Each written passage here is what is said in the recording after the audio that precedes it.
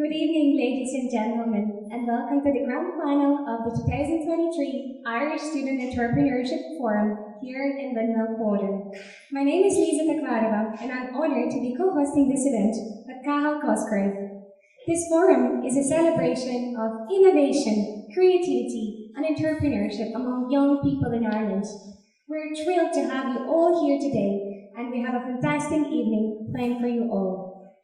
For those who are new to us, the Irish Student Entrepreneurship Forum was founded in 2011. It is a student-run, non-profit initiative which provides a platform for student entrepreneurs to launch and grow their businesses. We achieve this by means of an annual multi-stage competition where the finalists gain the opportunity to present their startups to a judging panel of established business leaders as well as potential investors at our showcase event.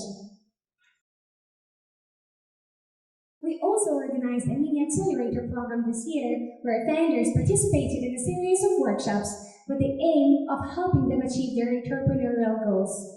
This year we hosted 5 workshops on the topics of future of work with Peter Cosgrove, startup metrics with Doug Batchlabs, creating investor pitch deck with CKS Finance, unlocking product market fit with Alan Costello, and finally go-to-market strategy with Leah Bresnan. Today, we are delighted to present you with the most promising student entrepreneurs in Ireland. ISEF 2023 has been a fantastic experience for all of us on the committee of the forum's 12th session. We began working on this year's running of the competition all the way back last summer and have been working hard for the grand final for many months now. While it is Cathal and I you're mainly hearing from today, ISEF is a much bigger team composed of students and led by our 2 co-heads, Mark O'Brien and Ivy Morrissey. While it is unfortunate for us, but fortunate for them, that they are on Erasmus in Australia, it is without a doubt that this year's competition would not have been successful without them. Mark and Ivy have prepared a short address and video for us, so let's tune in. Hi everyone, my name is Mark O'Brien and I'm one of 2 co-heads of ISEF this year along with Ivy Morrissey.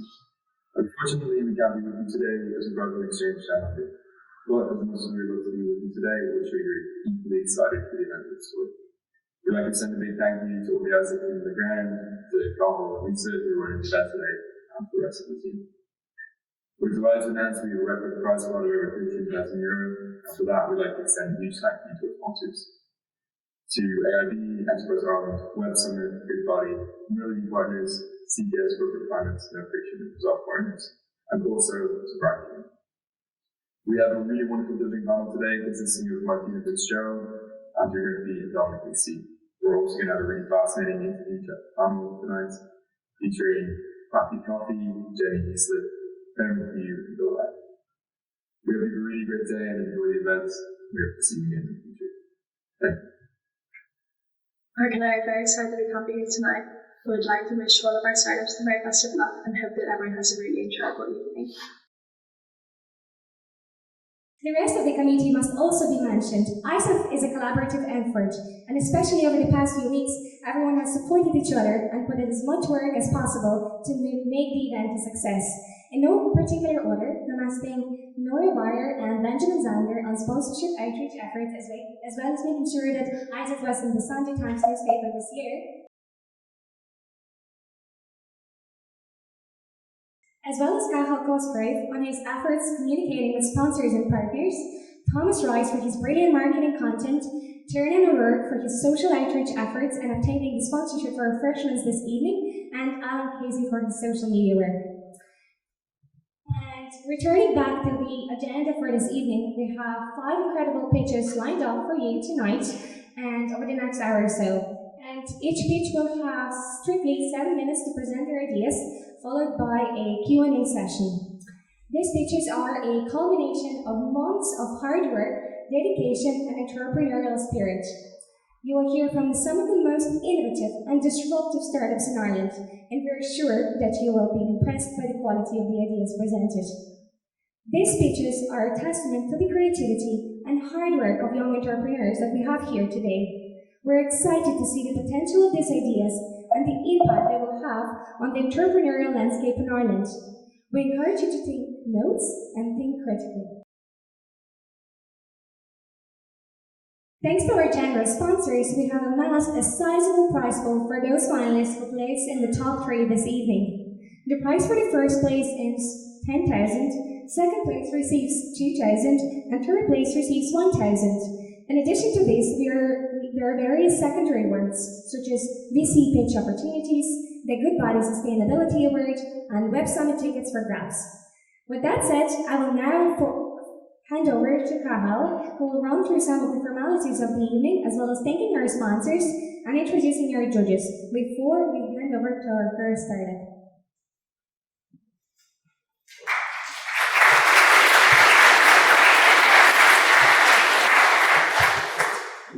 Thank you, Lisa. It's fantastic to see you all here this evening, and I'm sure you'll all enjoy the upcoming pitches over the next hour or so. As Lisa mentioned, my name is Paul Cosgrave, and I've had the pleasure of being the head of investor relations for this year's committee. I'd like to begin by thanking our sponsors. Sponsorship is crucial to ISEF. Without our sponsors, the competition would simply cease to exist. I think we've been truly blessed this year to work with some amazing people and companies and develop what we think will be long-lasting relationships that will continue on into the future. So with that being said, we would like to thank the following. Goodbody Stockbrokers and Goodbody, the leading financial services firm serving and growing client relationships for nearly 150 years. Goodbody are also sponsoring the aforementioned Goodbody Sustainability Award, and the winner of that will be announced later on, and that's worth €500, which we thank them for also. AIB, who are well known as one of the leading commercial banks in Ireland. Enterprise Ireland, the government organisation responsible for the development and growth of Irish enterprises in Ireland. Web Summit, an annual technology conference which is held in Lisbon, Portugal every year. No Friction, who provide electronic money management and payment services, or otherwise known as programmable money, targeting business customers and delivered using a variety of internet mechanisms, including a web-based API. CKS Finance, who are boutique corporate finance, debt restructuring and funding solutions advisory firm here in Dublin. And I'd like to thank Gavin Pitcher from CKS for being one of the judges at our semi-final 3 weeks ago as well. Resolve Partners, who source, invest in and scale Irish companies who are delivering innovative solutions to the world's biggest companies. Merview Capital, which is a boutique investment firm focused on earlier stage minority investments. And Merview is the holding company of Andrew, who is one of our judges this evening also. And last but not least, Mr. Brian Kingham, and Brian is a London and Wicklow-based serial entrepreneur who has founded more than a dozen businesses, including Reliance Spirit Group plc. Thank you to all our sponsors for the help throughout the year. Their support is much appreciated.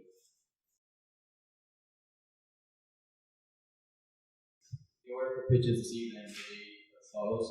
First, we'll have UGC.ie, followed by GIA, the Wonky Wollens, Pitseal, and Eco. Just before we begin pitches, I'd like to introduce the judging panel for this evening, who are seated just off my left at the front of the audience. From left to right, our first judge is Andrew Murphy. Andrew hails from Cork and graduated from Munster Technological University with a degree in chemical engineering in 1998. His first role was at Henkel Ireland, where Andrew spent 8 years. He then completed an MBA at the Michael Smurfit School of Business in 2006 and graduated with first-class honours. Later that same year, he founded Sonja Healthcare, a healthcare technology startup. Sonja Healthcare grew into 2 entities, ClaimSure and Vicro Software. ClaimSure was sold to Clon William Health in 2015, whilst Vicro continues to operate as a medical record software in Ireland, the Middle East, and Australia and New Zealand. Andrew co-founded EdTech startup Robotify, which grew strongly before being acquired by Imagine Learning in 2021. And today, Andrew is a partner with Ersteg, a private equity fund with €110 million under management, while separately investing minority stakes in companies through his Merview investment holding company. Our second judge is Martina Fitzgerald. Martina is the CEO of Scale Ireland, the not-for-profit organisation representing Irish tech startup and scale-up companies. There are currently more than 2,000 startup companies in Ireland, employing more than 50,000 people around the country. Martina is also actively involved in the global and European networks of startup representative bodies. Separately, Martina is a board member of DOCUS, the Irish Association of International Humanitarian and Development Organisations, working in more than 100 countries around the world to bring a just, sustainable and equal world. A graduate of UCD, Martina completed a leadership programme at Harvard Business School in 2022 and was previously a visiting fellow at Columbia University in New York. Prior to 2019, Martina was leading broadcast journalist with Ireland's national broadcaster RTE. She's also the author of a critically acclaimed and #1 best-selling book, Madam Politician, and Irish female government ministers. Our third judge is Dominic Blythe. Originally from Switzerland, Dominic spent the majority of his career in the life science sector in a variety of R&D and project management roles. For the last decade, he's been involved in the commercialization of university IP, first as technology transfer manager for UCL, and as a VC for the last 3 years. Dominic joined Atlantic Bridge in early 2022 as Senior Investment Associate, where he specialises in the life science and health sectors, and currently focuses on investing into Irish university spin-outs. We would like to have Dominic here with us tonight, and also thank Atlantic Bridge for offering pitching opportunities to those finalists who have placed in the top three. Thank you indeed to all our judges for giving up their time this evening to help support Irish entrepreneurship. Their support is much appreciated. So with all that now out of the way, we're ready to get started with our first startup, UGC.ie. UGC was co-founded by sisters Emma and Orla Coffey, who are pioneering a new era of online marketing with their industry-disrupting tool to automate content creation for SMEs. So please join in welcoming Emma and Orla on stage. Picture this. The marketing landscape has changed transformationally in the past 20 years. With social media accelerating that change, making it increasingly more difficult for Irish SMEs to keep up. This creates a monumental challenge for SMEs, but don't worry, we're here to introduce to you Future of Marketing, UGC.ie. My name is Emma Coffey. And my name is Orla Coffey. And together we developed UGC.ie to solve this problem. UGC stands for User Generated Content, and we are the first to market in Ireland with this industry disruptive service. But what actually is it? Well, we have a network of hundreds of content creators who are finally ready for explosive user-generated content. But why would SMEs need this content? In 2023, consumer behavior has changed. Customers are looking for authenticity in brands. They want to see relatability, diversity, and representation in the content they're consuming online. Essentially, they want to see someone like them interacting with a product that they themselves would like to buy. But tell me how this works. Who actually are the content creators? Well, there are hundreds, but I'd like to quickly introduce you to just one. Meet Karen Walsh. She's a mom of 3 from Waterford. She recently had her new baby Ollie, and she loves making content in her spare time. She had recently found out about user-generated content when she came to us. So how does this work out? How do you pair one of your content creators with a client? Well, our clients have products that are in different demographics. We pair the likes of Karen, whose family would fit perfectly into a certain client's demographic.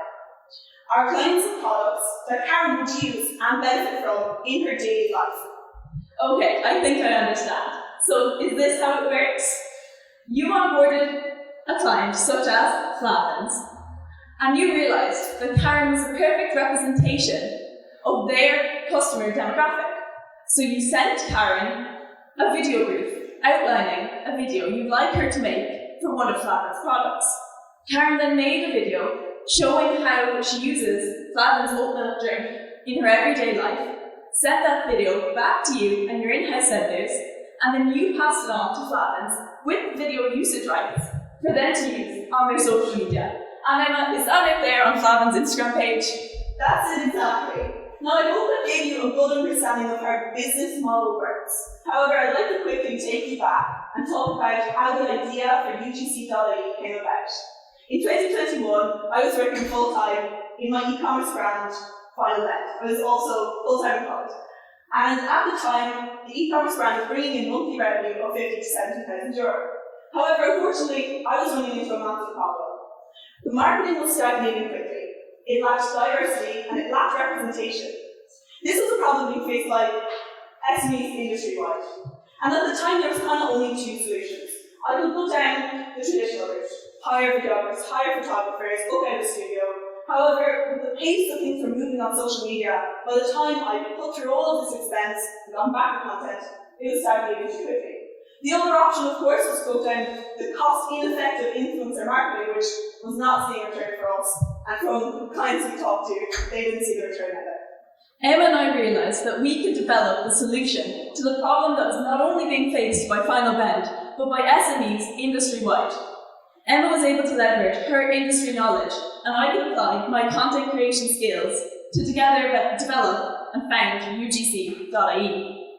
We've created a network of hundreds of content creators across the globe who are primed and ready to create scroll-stopping, user-generated content that outperforms traditional ads.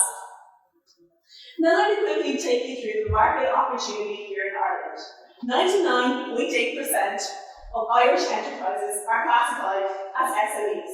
That represents a market opportunity for us of over 250,000 companies in Ireland alone.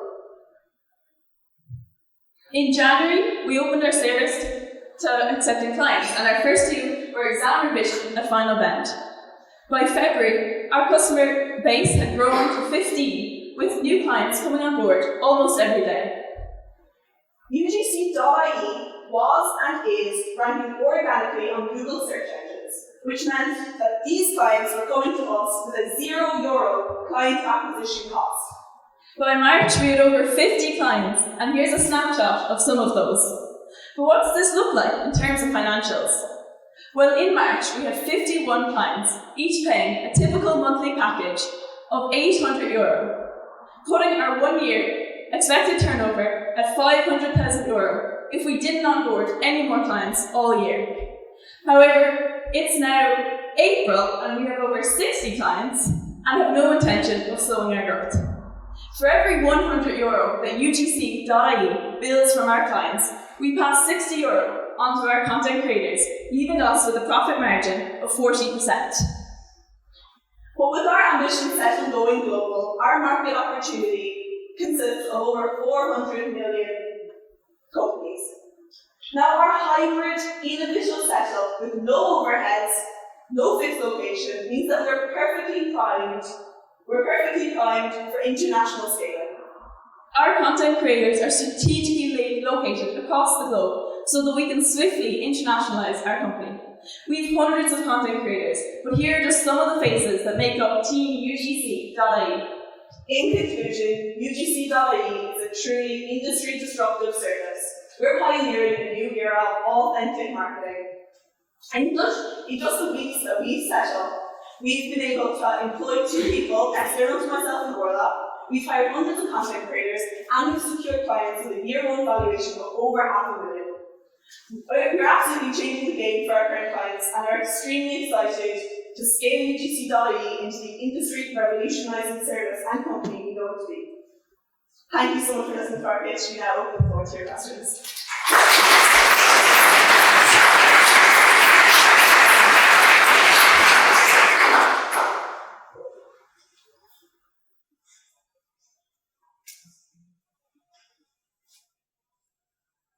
First of all, congratulations on what you achieved so far. Really impressive.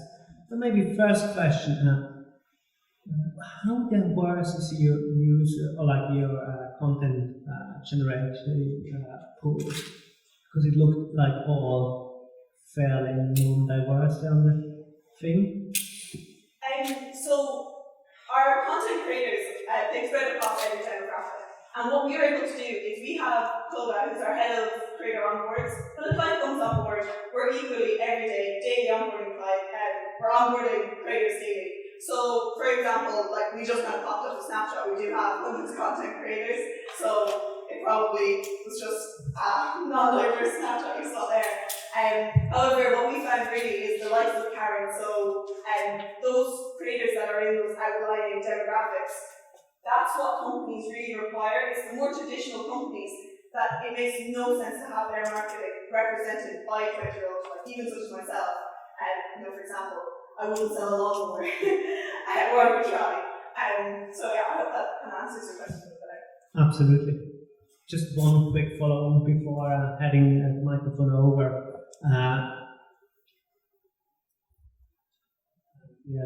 That's not completely blanking. Not before, so we'll go back to you. Just a few questions before I hand over. What would stop anyone else doing exactly what you're doing? What's unique about that, and what is the competition? So we are the first to market with this idea in Ireland, and we've already established huge growth in the only short few weeks that we've been operational. We've had amazing feedback from the companies that we've been in touch with, and it's really been companies coming to us so far because there is such a demand for this market, and the market is so diverse and there's so much room for growth out there. Yeah, I'll just add to that. So, what makes us especially unique is our domain name, UGC.ie. First thing you Google, you're looking for user-generated content, we pop up. You search user-generated content and you do a bit of Googling, we pop up. We're there. We've established ourselves as the go-to-market. If you're going to go with a different service, you're already feeling like you're going with a lesser service. We've established ourselves with the domain name, which we actually secured a year ago when we first thought of the idea. And the other question before I hand over is, do you contact every single person that you want to connect with the company yourselves, or do you have a tech solution for that, or database that they can pick it? So kind of how that goes is I'll quickly take you through just like the process on the back end. We go through approval calls there. Our clients, our team's on board. We've got Solar, our head content creators. We've got another Emma in-house. She works on video briefs. So it's really like we want to be authentic in the fact that you're talking to someone before agreeing your 12 content creators for the month ahead. Like that's really important to us. So that's just something we've built into the team. I'm sure we can look at automation in the future. Thanks everybody. First of all, well done. Great get up and go, and obviously it's not your first rodeo as well, which at your age is really impressive. I guess there's a couple of things. Look, this is a kind of classic double-sided marketplace, right? So you kind of do need to look at how you lock in something for the long term. Like whether that's tech or it could be just actually longer term contracts. All the brands you're currently dealing with right now, they're young brands. They have to scrap, etc. And maybe it's worth engaging with some of the larger marketing entities that go into the bigger brands and see, and just add that to their toolset. And that may lock you in a lot longer into those because they don't have the time or effort or even the knowledge of how to go about it. A lot of people underestimate how lazy most business is. And I know this from the other side of my investing on the growth stage or on the PE side. I guess so. Have you, in terms of international models, have you looked around at sort of who's doing this internationally? What have there been their requirements in terms of capital to get to where they are today, and how would you compare yourself against them? Yeah, so there is a similar service available over in Australia, and being in the industry, you know that Australia is about 2 years ahead of Ireland in terms of marketing. I think it's because it's so insular, but that's just my opinion there. And so we're looking to them when we first originally came about the idea. However, the way we're doing it is completely different. Our onboarding strategies with getting people in different demographics really sets us apart. In terms of financial questions, I'll just pass you over to Orla. She can shed a bit more light just on our structures there. So we have companies on monthly retainers, and the way it operates then is that each company gets 12 unique creators each month. So if they get 12 people one month, they're going to get completely 12 different the next month and 12 more the next month. So that keeps their content diverse and mixed up and keeps it fresh each month. And it is so you're charging $800 a month. Is that for 12 individual? Is there like that quota of individual clips that they get? So the €800 a month package would include 12 unique creator videos. Yeah. And do you find that would you feel that will ultimately go to 1,000 or the number of units come down to 8 or something? Definitely could, yes. See that Scope for that, 100%. Okay. Look, I think that's it for me. I guess one last question is, it's a pitch. If you could raise money today, how much would you raise? What would you spend it on? What's your first 12 months of allocation of capital? Yeah, so recent research shows that SMEs are apportioning 11.3% of their spending or of their revenue each month towards marketing. And what we're seeing from our clients so far is that they're coming to us ready to spend. We can provide them a service that is completely new.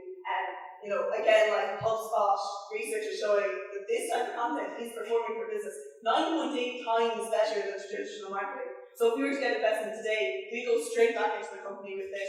Like, we've onboarded 2 employees and we're only, a couple of weeks into settle. But the growth that they've been able to give us in terms of just being able to do those onboarding calls is immense. My bandwidth and Orland's bandwidth are only so wide, so bringing on more people into the team is top priority for us at the moment. We know that this is a race to who's going to get out with this idea first, because it is such an industry disruptive idea. So definitely we want to be those people. So it's going straight back into to getting people on the team that can work the back end, work the video editing. I think I've had the microphone too much now, so thank you very much. Thank you, Emma and Orla, for your wonderful presentation. We're now going to move forward to our next contestant, Gaia. Gaia was founded by Paulina Gomez, who is a product design engineer. Gaia is a startup whose mission is to develop solutions focused on the problems and the needs of the female population. Please join me in a round of applause for Paulina Gomez. Okay, so hello everyone, my name is Paulina from here. And to begin with, I would like to ask women here to raise their hand if they have ever experienced an awkward moment caused by their period. Well, and I'm sure that we can even think in more than one, because it's something that changes our routine, makes us feel uncomfortable, and in general, makes it a little bit harder to continue with our daily tasks. And if we look at the products that currently exist to use during our period, we can see that the most common ones are the sanitary pad, the tampon, and the menstrual cup. But this is where we ask ourselves, have these solutions really adapted to meet the needs of today's consumers? Well, on a survey that we conducted with more than 120 women, where we asked them how satisfied they were with the products they used for their period, we could see that 20% of them were not very satisfied, and 4% were completely dissatisfied. But the most important thing here is that even the rest of them who mentioned to be satisfied, later on express a bunch of inconformities related to this type of products. So are they really satisfied, or rather used to what already exists? And despite the fact that we've been facing this situation for centuries, we're still using the same products that were invented years ago and have only had small improvements over the last couple of years.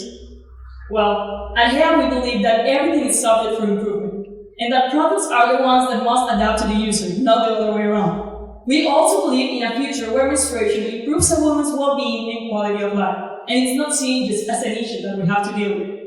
But before explaining you how we're going to do so, I want you to meet Isabella. Isabella has a number of concerns during her period. First, she's aware of the huge environmental impact that disposable products have, and she's also concerned of the risk they may represent for her health. But on the other side, reusable alternatives can be difficult to use and also result quite inconvenient. This results in Isabella stopping performing certain activities like going to the gym or changing the way she dresses out of fear or discomfort caused mainly by these type of products. But Isabella also thinks the situation can be better, and she's looking for products that are environmentally friendlier, healthier, and easier to use. But Isabella is not a fictional character that I just made up. She's the result of several interviews, focus groups, and surveys we conducted with women of different ages and preferences.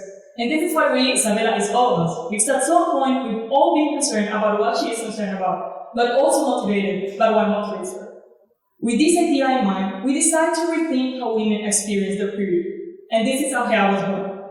HEA is a reusable and smart alternative to traditional menstrual products. But how does this work? First, you insert the cup inside your body with the help of our applicator. Then, you can check the status of the cup in our app to see how full it is and when it's time to change it. It can also alert you if it detects any abnormalities in your flow and help you keep track of different health conditions.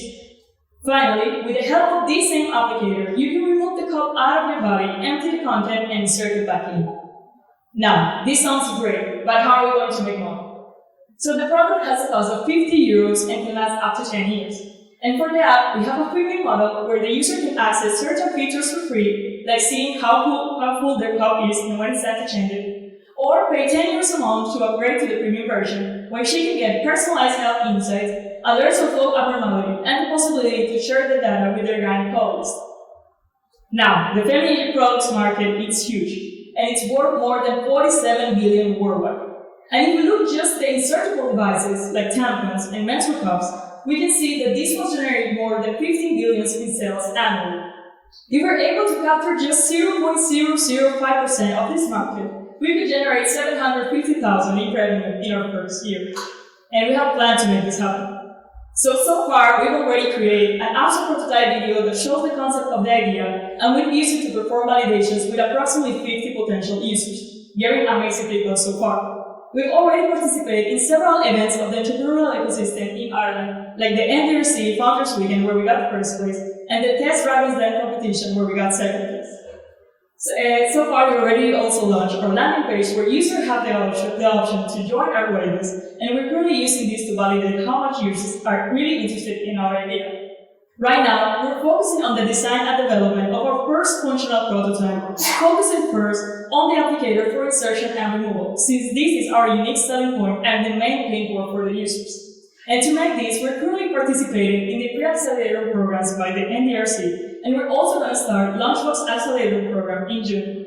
These programs will provide us with both the mentorship and the funding we need to create our first functional prototype that we can use to begin tests in September. Now, the team behind this idea is my co-founders Sonia and me. We're both product design engineers with background in coding, UX, and UI design. Steph is currently doing her master in digital health, and I'm currently doing my master in entrepreneurship here at Trinity. We want to invite you all to be part of our journey and help us shape the future of people in Australia. If you're interested in learning more about HEA or want to join our waitlist, we invite you to scan the QR code to get access to our landing page. Thank you so much for listening, and I will answer any questions.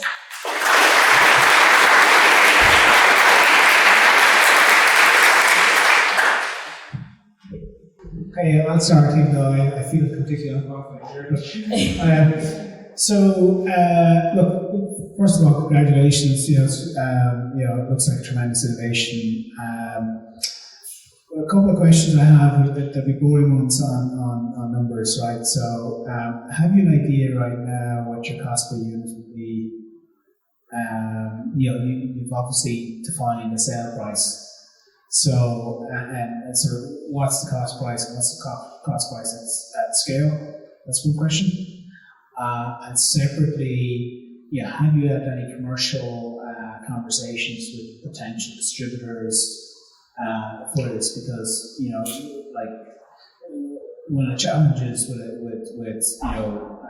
physical product is the amount of investment of working capital in stock. And you need to sort of predict demand, and it can be quite challenging, right? So, and that can eat up a lot of capital where you need to spend on your app and all of that as well, right? So it's quite a challenge, even though, yes, the market is very, very big, and I absolutely believe that. So I'll let you answer first. Okay, so to be completely honest, where the price, they're completely estimations, they're very rough, we are still very early stage. So honestly, we base it mainly on the competitors and where we think our product can be retailed for. For the app, we know for sure there are already apps in the market that help you track your menstrual cycle, and they're currently charged 14 euros a month, and they have over 35 million users worldwide. So that one, it's kind of more validated, but for the product, we still don't know because we're still very early stage, and we will have a more accurate number once the development process starts. So that's to answer the first question. And the second one, can you repeat it to me again first? If I remember. So it's just, have you had any conversations with potential distributors or advocacy groups or anything that would actually help you validate the commercial demand here? I know you've done interviews with which led to the creation of the prototype. And I know you're going through accelerators and all that kind of stuff, but it's trying to get a sense as early as you can. If you can get a large number of people to say, actually, if this did what you say it does, we the best in consignment software, we distribute, we put it on our shelves, we went to CVS in the US or whatever, right? They're the kind of conversations. If you can make them happen, and these days you should be able to make them happen, it will add a huge amount of credibility to any financial projections you project. So far, no, we haven't had those conversations, but we believe that once we have a prototype built, that will gain us a lot more trust, and then we will be able to start establishing those conversations. That was also one of the concerns I brought before when I was applying to the Lunchbooks program, and they told us that their mentors will be able to also kind of guide us through their process. So that's currently the stage we're in. I have more questions, but I need to ask. And congratulations to you and also to UGC beforehand. You've had a great start to this competition. Can I ask you who you're talking to in relation to your prototype? And I was going to ask about cost of unit, but how you're developing the actual product? Yes. So far, the idea is that Launchbox is also going to help us do that, but there's different ways to go to build this prototype.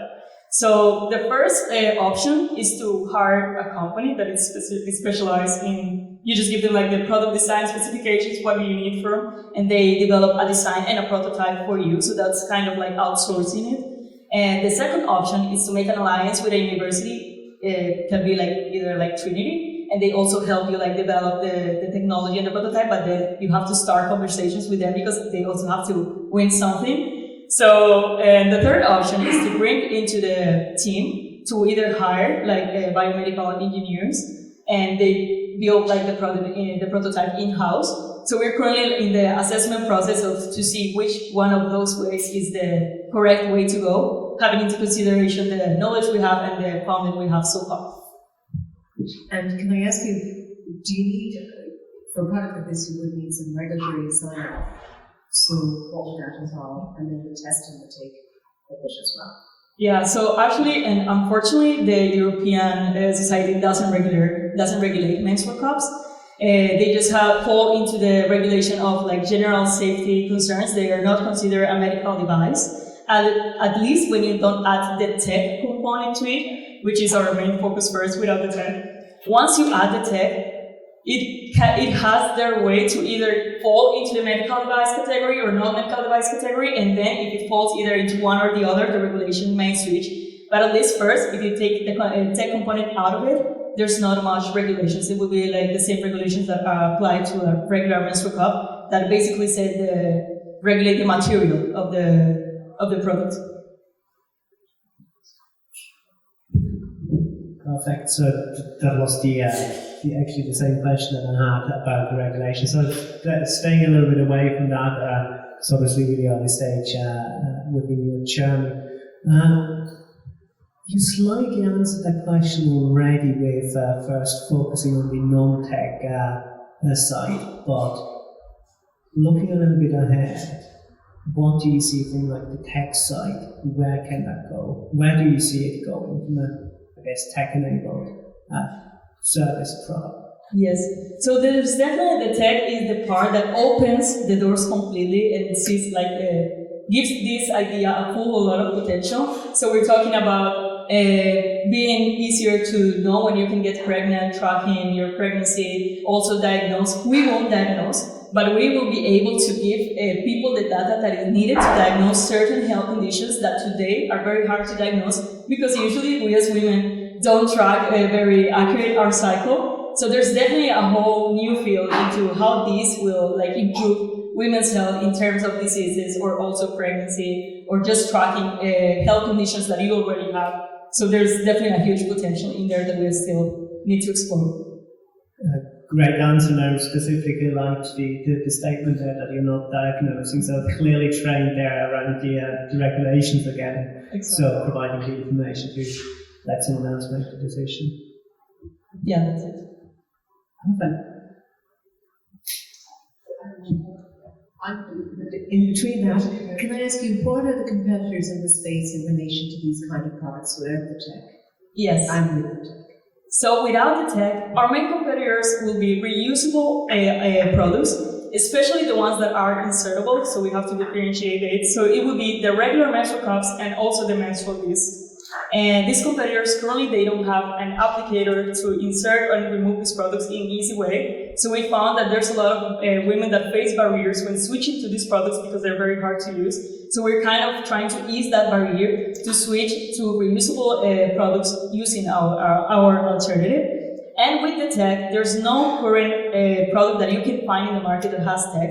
There's a startup in the UK that is called AMP, and they're working also in a very similar idea that it's a smart menstrual cup with an applicator, but the thing is that they're not that focus on the application and removal of the product. And our concern is that if you don't use a regular menstrual cup because it's hard to use, then you won't use a smart menstrual cup. So we first have to solve how we make this process very easily for women, and then how we introduce them to the tech part. So my question, look, it was a similar last question to EDG. Just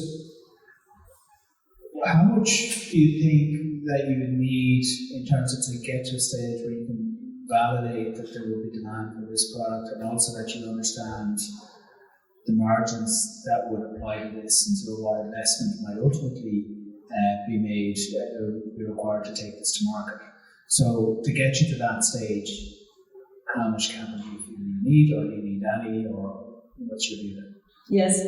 So I believe for sure that what we need is a prototype that we can put into women for them to test. Because once they test it, they will say to us, okay, I really need this, or this is no better than a regular menstrual cup, but it's still hard, or it's not worth it. So we believe that what we need right now is that capital, and we definitely need capital to build the prototype. We estimate around 20K. That estimation is still very rough as well. But I think once we can have a group of women that we can use this product to test, then we will see if there's a need. Although we already proved that there's a need with a video. We made a very low-cost video. We just made a video that showed how it worked and everything, and we already seen that people want to use it. But one thing is that you say, oh, I want to try this, and another thing is that people really try it and see, is this definitely easier or not? So we think it's on the prototype and the test that we do with the users that it's going to tell us if this is going to be useful or not. Okay, very good. Good stuff. Well done. Thank you, Pauline, for that wonderful presentation, for highlighting some really important issues. We are moving forward to our third contestant now, which is the Wonky Woolens. Inspired by her granny's handmade toys, Chloe Gardner founded the Wonky Woolens at the age of 15 as a school project. Now a multi-award-winning business, they provide quality handmade soft toys that make a difference. Please welcome Chloe Gardner to the stage. Hi everyone, so my name is Chloe Gardner and I'm the founder and owner of the Wonky Woolens. I'm a first year commerce student at the University of Galway, and I'm also the inaugural recipient of the Seamus McDermott Entrepreneurial Scholarship. So who are the Wonky Woolens? The Wonky Woolens provide early stage children's toys and baby gifts that are all ethically handmade by marginalised and jobs women in Morocco and Nepal. I started the Wonky Woolens at 15 years old after I found a collection of really wonky little characters in my granny's attic that were passed to my family for generations. And these toys, unlike the mass-produced generic we so often see, had survived years of play and adventure from the time my granny had been a child. And this inspired me to begin creating my own Wonky Woolens for others, with the hope that they too could be cherished for a lifetime. Now, taking Granny's Woolens out of the picture for a minute, I know for a fact the best and most memorable gifts that I ever received as a child were the ones that were handmade for me. I don't remember who gifted me any of those stuffed toys on the shelf at home, but I vividly remember my aunt gifting me this giant stuffed knitted duck as a kid. And as children, we had no idea of the story behind the stuff or about how it was handmade, but we always gravitated more towards it because it was so unique, so full of character, and like nothing I'd ever seen before. And this duck always stood out to my parents because every time we picked up to play with it, they reminded that our auntie actually gifted it to us. Now, we didn't know her particularly well because she lived across the country, but that duck began to serve as a connection between us, and every time we saw it, it reminded us of her. Even after countless house moves and countless clear-outs to younger siblings and cousins, that duck never left my hands. To this day, it still stands a private place in my bedroom, and every time I see it, it reminds me of my auntie and serves as a connection between us. And that's exactly what the Wonky Woolens are. So when an auntie, an uncle, or a godparent gives a Wonky Woolen to a new baby or a child with a birthday coming up, they become that really unique and memorable gift that child receives, and we hope they'll cherish them for a lifetime, as I cherish my Woolens. So we also find that toys nowadays are made with little care for the impact they make on the world of people who made them. And toys, a bit like the machines that have made them, have a conviction out of it joyless, which is what we wanted to change. Last year, I began to outsource social enterprises in Morocco and Nepal, and we spent the year training people how to make our toys to an incredibly high standard. We now work with two social enterprises, one in Rabat, Morocco, and one in Kathmandu, Nepal. Both in Morocco and Nepal, we work with social enterprises to advocate and provide jobs at work for women who have been marginalised from society, who are escaping domestic violence situations, or who are currently jobless.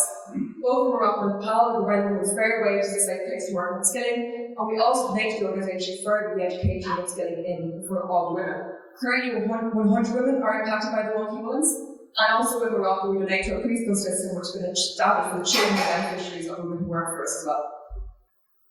I started the business with €50 in the bank. In fact, there was no bank account because I was 15 and I was too young. So for the first 2 years or so, it was very much a hobby, where I attended local craft fairs and events and began to understand how to start a business and how to sell products. But when COVID struck, I had the opportunity to move the business online. So I posted an Instagram account, and within 3 weeks of that initial post, we were picked up by our major social media influencer. As a result, my Etsy store was sold out online, I was able to build a website and grow from there. We now have a team of brand reps and micro-influencers who create content for our social media and our websites, and I still continue to work with a range of social media influencers and celebrities around Ireland, many of whom have worked for free for us. When I started the business, I didn't really know where to go with marketing for money. I had no money to market, and marketing is a very broad spectrum. So I quickly realised that the easiest way to gain sales and credibility would be through the press. So I began to cold email journalists, producers and researchers, and as a result, over the past 1.5 to about 2 years, the business has been on nearly every single main media channel in Ireland. We've been on Ireland Yeah, the Irish Times, the Late Choice Show, RTÉ Radio for Authority, and so much more. We're now also a multi-award-winning business. I won grants from Tree, from Google. We're finalists in Ideate Ireland. I also represented Ireland at the Global Student Entrepreneur Awards 2 weeks ago. And we won highly commended in the Kids category in the Irish Make Awards. We also won 3 awards from Cute and Felicious, who might have been a former dragon on Dragon's Den UK. As a result, we were able to pitch for a free stand Spring Fair in Birmingham, which is one of the UK and Europe's largest trade fairs in the UK and Ireland. This is for retail buyers, and as a result, I received leads from the largest retailers across the UK. They refused regular garden centres, the art and hobby shop, Devon's online entertainer, and so much more. But until then, by the end of the year, we're going to stock to 25 independents across the UK and Ireland. We're talking to John Lewis about doing a pop-up store in their London stores at Christmas time, and also looking to hire neighbours of Manchester with affinity. So currently, 80-90% of all our products are sold direct to customers through Instagram, Facebook, and Google, with 85% of all our buyers being women and their biz buyers, their godparents, aunties, uncles, grandparents, grandparents. We have a 30% customer return rate and a 66% markup on all our products. We've decided Instagram and email campaign favorite right on our e-commerce sales that will double next year. They will at Christmas time anyway. We've aimed at a minimum of 100 online every month. And we'll meet that goal in May, and we surpassed that goal at Christmas time last year. Currently, I was our main competition in Baby Monster based in Istanbul with an annual turnover of 1.5 to 2 million every year. They have a similar product to us. They both sell handmade soft toys, but they're produced by Syria and Cuba in Turkey. So I have a great team behind me who helped get for around today. I wouldn't have done it without them. We have our production managers who are Morocco and Nepal. We also have our interpreter in Morocco who helps us train the women and we found huge issues with illiteracy and in making the toy with a lot of skill and effort, so she's really helped out there. I also work with a range of very experienced business mentors who've given me advice and guidance and contacts. They're based in the US, the UK and Ireland, both in the online business space and also in retail. I've gotten to where I am today because of the help they've provided me with, and to get to our next stage we need more help to get into retail, to more distribution. And we will get there, but it's really important that we have contacts who can help us get there too. So I thank you all for listening and I look forward to taking any questions. Well done, and you really hit a spot here. Because I actually just expecting as well. My wife is expecting our first child actually just in a month, and we're completely unprepared. But the only thing that we're having is my old toy that actually my granny handmade. So yeah, really a spot there. Quick question: like you're trying to sell 100 units per month there. With the two organisations that you're working, how many can you produce a month? So what we can produce 500 upwards of thousands a month. In Nepal, we're a very large social enterprise, so they employ about 5,000 women in Nepal. Morocco, they're a smaller social enterprise, they employ about 100. You know, it was very important to me when I partnered with social enterprise that we could partner with someone who can grow with us. So they're trained to make the toys, they know how to make them. There is no limit to how much we can produce. And as the business grows, I can connect with more social enterprises. Again, it's just slide on our goals for the year and such. But as the business grows, you know, we want to protect social enterprises, business either. But yeah, it links to that. Also, our goals for the year, like we were invited on Dragon's Den UK last year, we will go on the show for the next 3 years and stuff. So yeah, we missed that one. But yeah, so we can grow with those social enterprises, you know, easily. And how many different okay ones do you have? Like we currently have about 6, but we have 3 more coming. They're kind of smaller. They're about €45 each. They range from price from about €55, €70 each. So those, yeah, so about 6 main ones. How do you store them? I assume do you have them in your bedroom and then just sending out? We moved out of the bedroom, so it's now the former playroom has been taken over by Wonky Woods, and we're going to move into the fulfillment centre soon. So yeah. Congratulations and well done. You started at 15. Can I ask you about your manufacturers? Obviously, they're handmade. Are they locked into a contract with you, or how will you be able to secure them into the future to continue to supply to you into an exclusive deal? Yes, we have exclusivity with them. There's NDA signed. All the wonky ones are my own designs. So we have contracts in Nepal, and then we're also writing the contract in Morocco as well, because it's very new. And you said they're your own designs, so obviously you copyright. Yeah. And in terms of revenue and costs at the moment, can you talk? Yeah, so at the minute I've probably sold about 500 books so far. This is very much about turning a hobby into business with the social enterprises. Each one costs about €10 to produce and manufacture, both in Morocco and Nepal.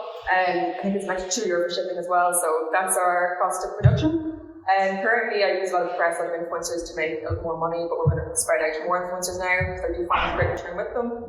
And yeah, that's pretty much it. Well, what can I say? You're having an amazing impact, so credit to you. So just maybe a question, because I'd like to come up as you deal with larger buyers and retailers. Just talk me through a little bit how you control sort of the working conditions or whatever for the ladies in Nepal and Morocco. What undertakings do the social enterprises take on that? Because it seems to be if you can scale up, production from there, and have a reasonable stock and logistics model other than your sort of playroom, then you've kind of then it's all about getting those. And I think you're well on the way. It looks like to get in sort of decent retailer deals. So sky's the limit. So then the risk is about really more ESG risk and sort of how people look into if it's costing €10 to produce, how much of that is going to the woman who produces, what's their hourly rate, all that sort of stuff, and just so you don't have a negative press for something that you're doing really, really positively for people in those regions. Yeah, so we deliberately work with social enterprises that are accredited in the UK, Europe, and everywhere. So we're not just hitting up some guy who's going, oh yeah, we have a social enterprise here. So, 7 Women in Nepal, they're a massive organisation. They get tested, everyone, they exist to provide work for women with fair wages. Everyone in Morocco and Nepal receives fair wage for their work. They get the same wages as seamstress, a bit higher. Problem is, when you go to countries with lower wages, you can't go too high. I've heard horror stories from other businesses where they've had, in manufacturing, they've paid way too high, and they've had doctors and lecturers leaving their jobs to come work in manufacturing. So the women are all fairly paid, and we also make the organisations can help further the education of upskilling women. They don't get away with nothing. We're constantly making sure what's happening. I was involved step by step with the pricing model and everything. I didn't say to them, €10, that's it. We negotiated, we talked, we make sure that everything's fair. And so it's not going to get to that stage. I can make sure it's not going to get to that stage. I know the women who run the organisations would never let that happen. But, I'm always going to be there watching and making sure that it's happening. Super.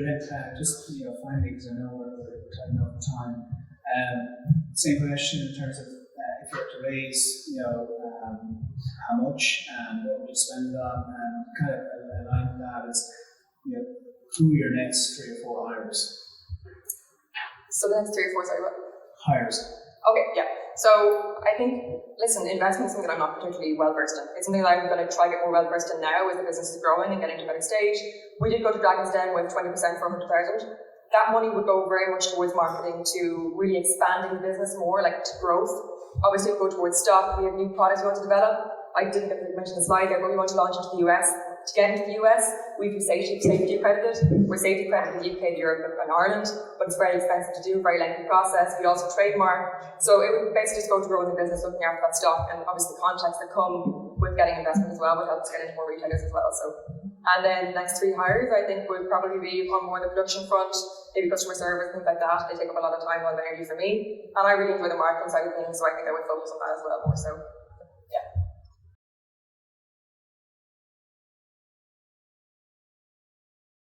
Thank you, Chloe, for your presentation. We're slightly behind schedule, and we're now moving forward to the next contestant, Beat Seal. Beat Seal was created by a team of innovative minds led by Marion Cantillan on a mission to transform the farming industry and reduce plastic waste and methane emissions with their groundbreaking biofoam spray.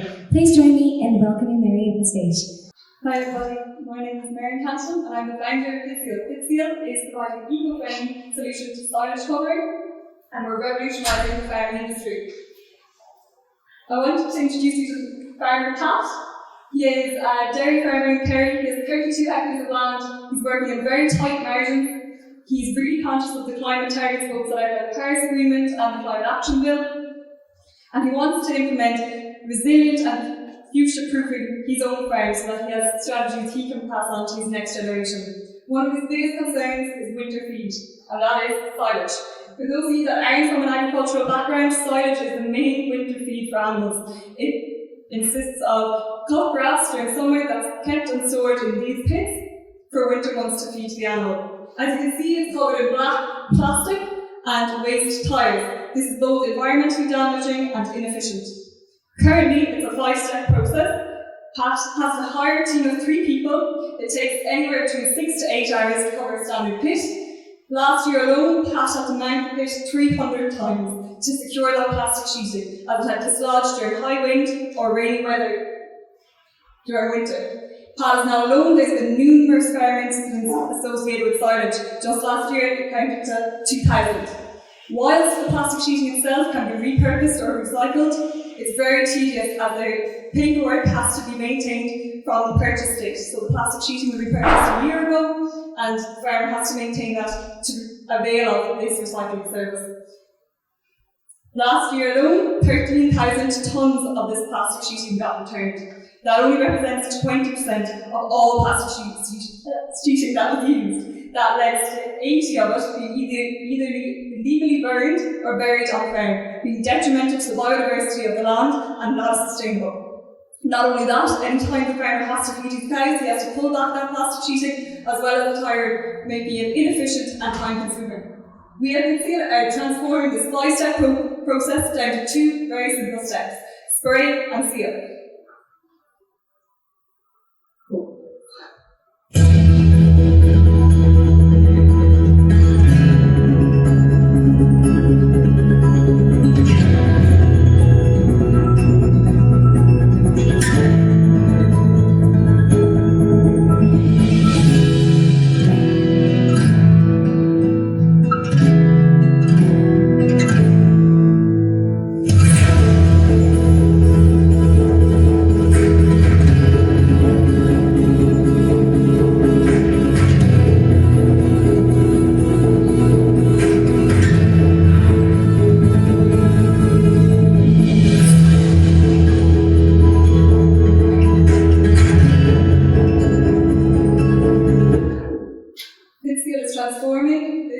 From an 8-hour job to 2 hours, from a team of 4 down to 1 person who saw both Farmer Pat and myself using the finishing lance to cover the demo pit.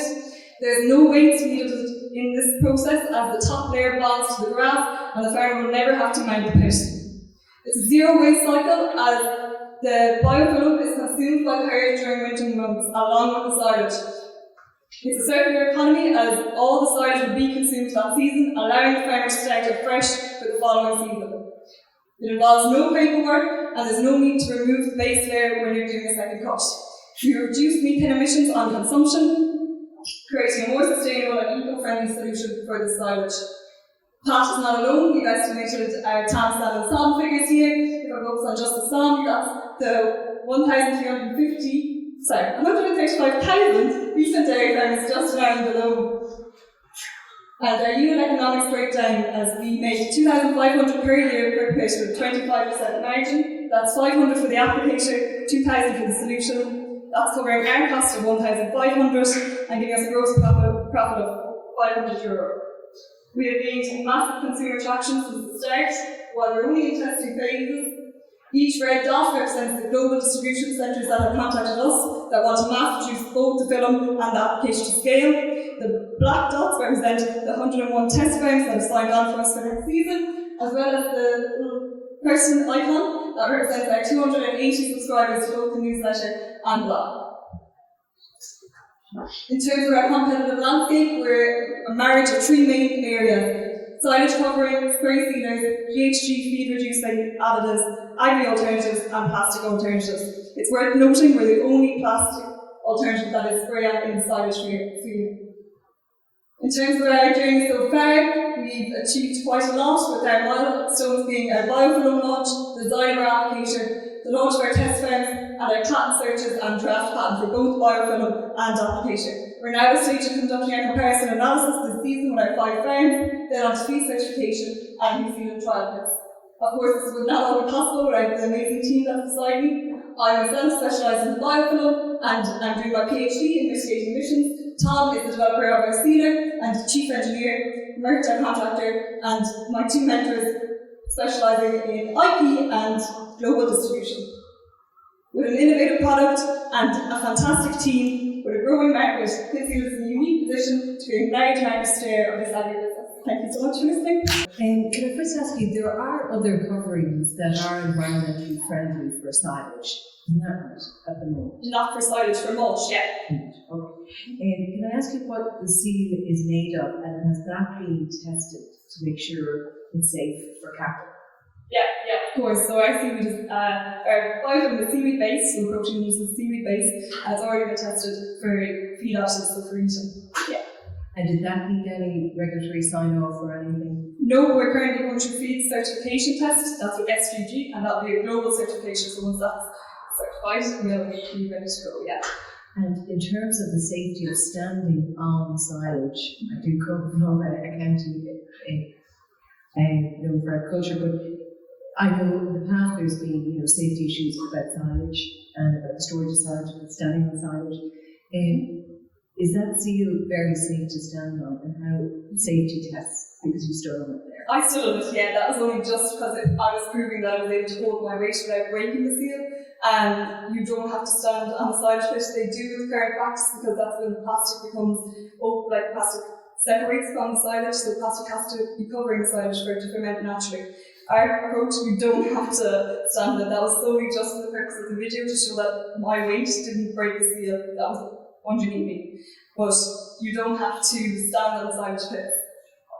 But you may have to stand steady on it to spray the full cover. No, so if you saw the spray nozzles in the tractor that sprayed up the applicator, had a spray bar of 6, that would do the main body of the silage pit, and then the lamps will do the side walls.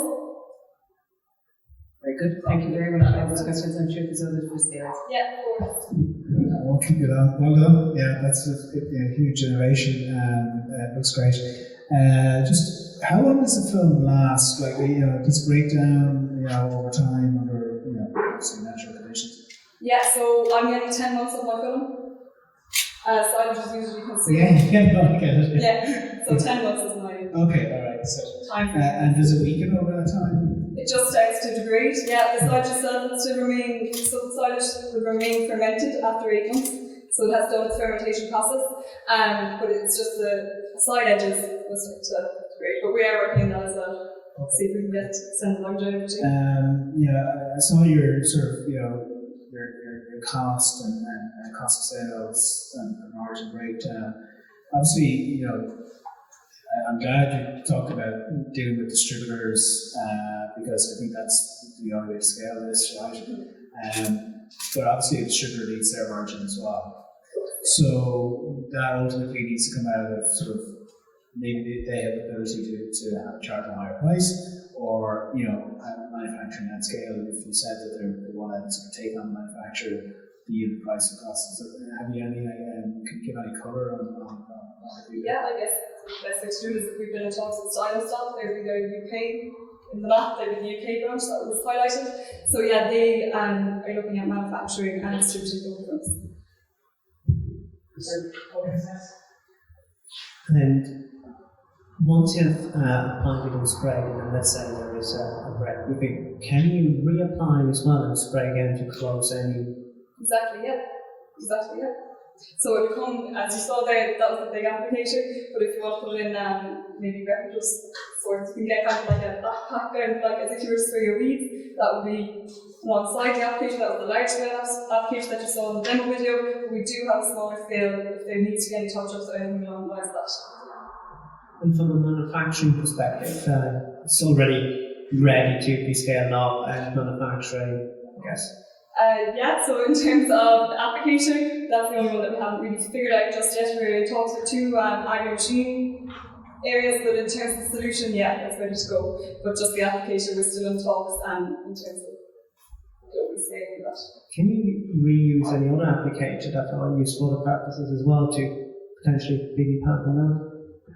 Sorry? Are there other equipments that you could use as an application as well, that you don't have to go through the whole development process there?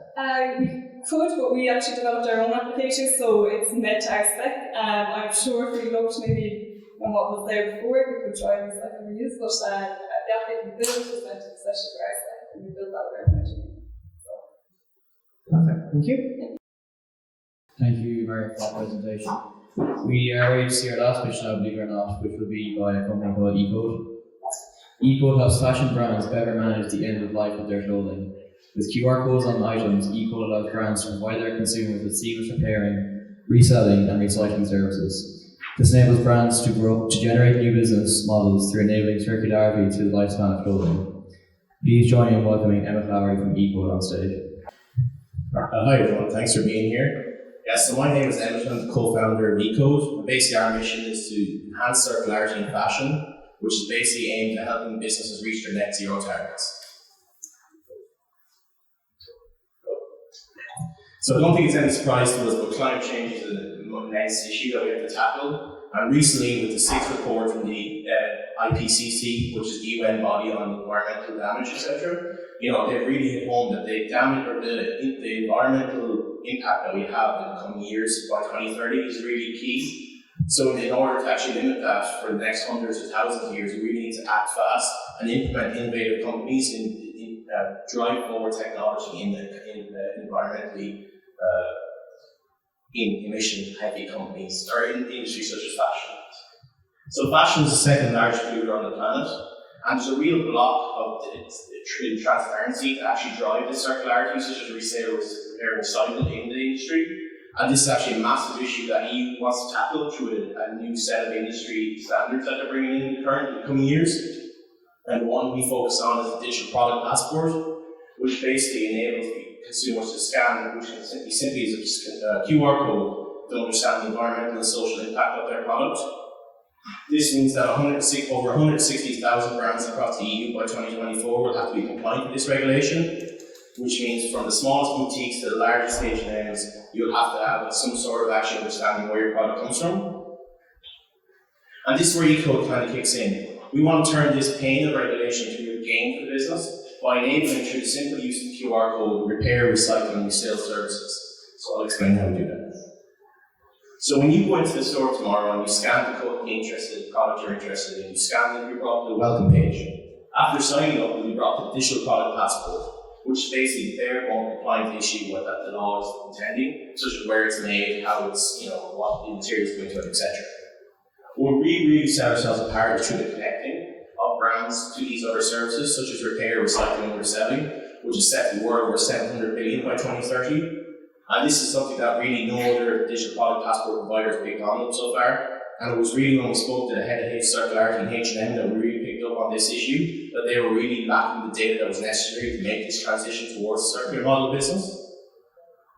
We also want to gamify it. So, for example, let's say, what does 100 kgs of carbon mean? Not much to any of us, but if I say to fly from Dublin to, let's say, Milan, that makes it a lot more easier for you to understand the environmental damage that your product does. And you take more ownership of the product, not so on just the financial cost, but actually in terms of the damage that you have on the environment. So really our value proposition is to increase brand loyalty by enabling consumers to constantly be engaged through the QR code with touch points that enable them to tap into these other resale services, etc. And ensure compliance with the basic element, but then also decrease environmental impact, which is really key for every business that they want to drive towards this net zero target they have set by 2035 in the fashion industry. So in terms of the overview of the market, a quick overview, it's worth 3.2 billion euros today, but that's set to accelerate to close to 10 by 2030. This is really due to that circularity issue and actually brands needing to actually drive this data forward, to actually have them make better decisions in the processes. And we target brands to begin with in the next year who are environmentally conscious and really want to make a difference with their products. So in terms of our business model, it's a tiered monthly subscription starting at €40 a month for the most basic edition. And we're delighted to say that we've got 25 letters of intent to purchase so far, and we're really excited to see where this is going to go. In terms of our competitors, we really beat our competitors in terms of the gamification element but also the circularity hub, which is really what every other company is lacking. They're really offering basic services such as Excel spreadsheets that does nothing to entice the consumer to continually scan and understand their product on a deeper level. So in terms of traction and milestones, so over the summer we were delighted to take part in the Launchbox, which we won, which was a great honour for us, in which we developed our first MVP. Since then, we've really focused on connecting with the community across brands across Europe, which is, for example, joining Circular by Design, which is in Ireland, which is hundreds of brands, but also the Fashion Green Hub, which is France's largest association for brands, which is really we're the only official product passport in that association, so it's giving us really key insights on how they think it's going to go forward, but also being able to help us drive forward our sales. Along with that, we've done the NDRC Creative Center, which was really great for digging down into our customer value over the last few months. And also, our co-founders spent time in Spain working on the supply side to actually understand how we better integrate that software in the coming months. Along with that, the last few months, we've been working with an IT specialist to actually help us build a roadmap for development for the years and months ahead, because that's really important in this market that's going to explode, that we actually are a first mover advantage as such. And then also, we're delighted to win the Enactus Regional Finals in France, which means that we'll be representing Team France. Actually, funny enough, one of my co-founders is French in the World Cup, and then we're also by September we'll launch our latest MVP, which we're really excited about. So in terms of our founders, myself, Nathan, and Lise met through our Masters in Global Challenges for Sustainability, which is really where we studied and understand the impact of fashion on a deeper level, but understood the immense opportunity that presents from a business aspect. And we all have big backgrounds in sales, strategy, finance, and Elise and Nathan took up kind of key positions in the EU and UN recently, with Elise working in the UN on sustainable fashion, and Nathan working in the EU Commission, which has really helped us gain those key necessary contacts, because they're actually really giving us great insights on what the passport will look like in the coming months, which is really necessary for us to drive forward development quickly. We also have Ethan, our full stack developer, Kelly, who's coming on next month as our IT support, which is great. Charlotte, who's helped us with the gamification and really incentivizing people to actually continually scan that to drive to generate the necessary data that's necessary for the transition towards circularity. And then Neil, who's been our fantastic community manager, who's really helped us over the last few months grow our presence online. So that's the Nico and the design. Can I ask, first of all, I was a judge on the Launchpad, which you won. Can I ask you about the EU regulations, and congratulations then? The EU regulations are very complex and detailed. How do you know that you're up to date with them and the complexity around that, which change and are amended constantly? Yes, obviously it's a very fluid situation, but that's why we've really gained those kind of key over the term of Launchbox. We met with the EU Commissioner who's in charge of that, and he also gave us off to the person who's in the head of Digital Product Passport. And we've had a couple of meetings over the last few months, actually being really kind to us, give us really key insights of how that's developing. Because as such, it's still going through the EU legislation, so it's still up in the air, but we've a really kind of insider understanding of where it's going to be, and we believe that's what's really going to help us kind of develop rapidly and be really, first in America, to have, as accurate as possible the digital product passport that will be in place. You mentioned that you have added the gamify element to it. Is that because there are other competitors in the space who also see the potential of this market given legislation? So most actually offer really a crappy service, if I can say that. Like they really offer just you scan a QR code on the product and it's an Excel spreadsheet. Like that's no good to anyone. That's not good for business because they can't get the key insights they need to actually drive these other business models. But it's also no good to the consumer to understand the true impact of their product. So for us, it's really about digging into that. The gamification is an element about breaking down and making people have a more deeper understanding of the product rather than just it's €4 paying a t-shirt. No, it's actually a product that's built across 8 different countries. The sewing was done here.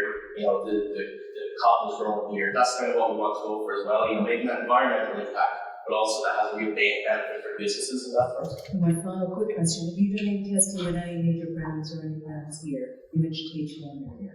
Yeah, we've done an online version last summer, and then we've done a mini trial in a store in Kilkenny, and off the just like QR codes on the stickers to understand when people scan it. And we really spent time there asking people what they thought about it. And I think that was really beneficial for us because we really got to understand the consumer element of that and how we actually generate those kind of return customer, actually integration and understanding with the consumer about what they want out of QR code. Because the reality is, going to be honest, it might as well be a real gain for the business rather than an absolute pain for the business to integrate it. And that's what we believe that we've done really well, is actually by networking with these institutions across Europe. We've actually got a really kind of deeper understanding than most of our competitors of how the marketplace is going to play out, and that's why we feel that we can be a really dominant player in the coming years. I hope that's it. Well done. First, I really liked your tagline there, from pain to gain, because obviously regulation often is looked at negatively, but it can as well be positive. I guess my question is, you talked about having spoke to a lot of customers, but which I assume is the end user, whoever buys the fashion maybe. Have you spoken as well to, or what was the feedback as well from the fashion brands itself, and do you see different views from them to actually really take it up? Because, as you said, it could be just fulfilling EU legislation, whatever that is, but it actually could be as well way more. So do you see different uptake there? So just for example, we went to the Fashion Green Hub, there was kind of a 3-day conference in France. It was spoke about, I think there's 500 brands out, I think it was spoke about 120 or so. But they love the concept because it actually really, for them, they understand that the regulations come into play, and they really feel that it's a way to actually integrate with their consumer beyond just simply selling the product, and actually understanding the real true life cycle of the product, because that's really important for them. So let's say over you buy a t-shirt, but over 10 years you'd be able to say, if you bought 3 times, repaired 4 times in a certain area, that's really there that they want, because they want to be able to drive these new services that, are really going to be transforming the industry, so because it's EU legislation and other legislation across the world. Perfect. And one follow-up question, you mentioned already the price point there as well. Can you maybe elaborate how you got to that price point?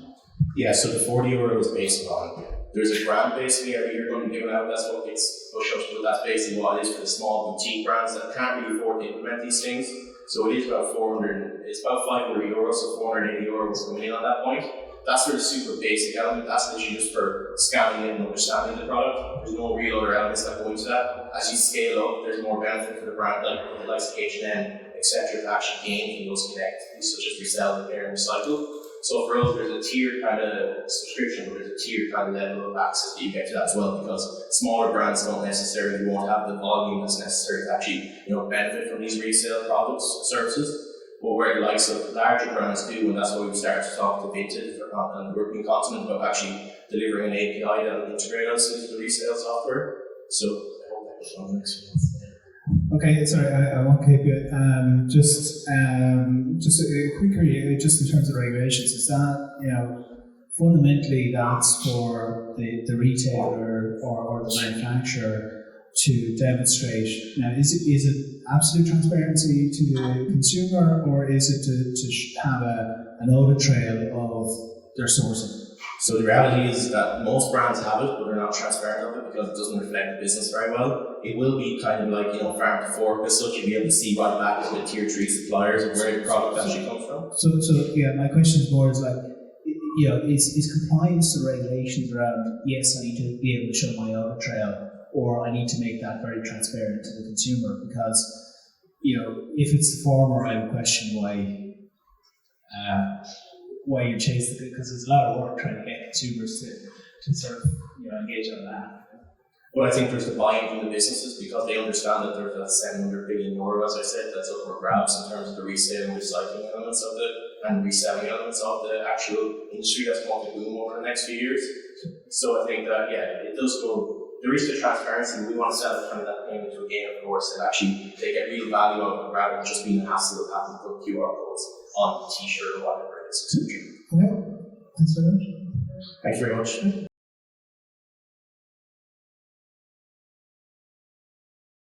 Myself and the team, and some of the team in the floor out tonight, or the judging panel, we were incredibly impressed with the pitches that came through. So definitely the future of Ireland's sustainability, the planet's sustainability is in quite safe hands. We can get a couple of these ideas off the ground. However, we did have to pick a winner, and the winner that I'm going to announce, we can just call it out straight away, Colin, is the Wonky Woollens. Well, I'm well employed for that as well. That's a great achievement. It's a fantastic initiative, the Go By Sustainability Award, and thank Go By as well for their work over the last 9 months. They've been fantastic to work with on all fronts, so thanks to them for that. We are ready to move on to the presentation of the main awards. I know from speaking to the judges it was a very difficult decision. This is overall a celebration of the hard work, dedication and entrepreneurial spirit of the entrepreneurs that we have here today. It is a recognition of the impact that these startups have and will have on the Irish economy and the future. So I'd ask that Martina and the adjudicating panel join me on stage now for the presentation of the main awards.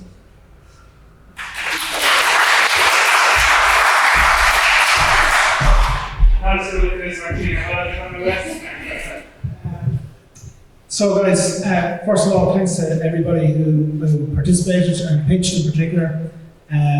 It's been, a really incredible evening. Thanks to the guys for putting it all together. We were actually blown away with the diversity and the quality of the entrepreneurs presenting tonight. We had to actually ask for extra time. Because there was such diversity of opinion, because there was a case to be made for every single company that presented tonight.